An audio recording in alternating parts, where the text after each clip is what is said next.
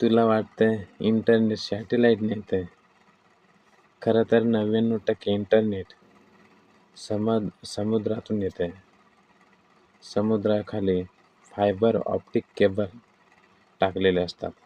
हे केबल जगभर डेटा पाठवतात. हे केबल भारतात येतात खास ठिकाणी, जसे की मुंबई, चेन्नई, काची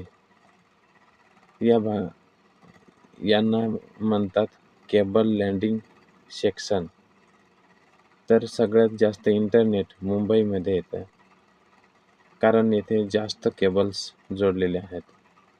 समुद्रातून आलेला डेटा लँडिंग सेक्शनवर डाटा सेंटर, मोबाईल टॉवर आणि तुमचा फोन अशी यांची सिरियल असते.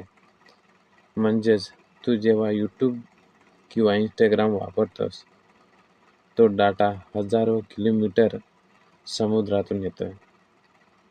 अशाच माहितीसाठी आपल्या चॅनलला फॉलो आणि सबस्क्राईब करा.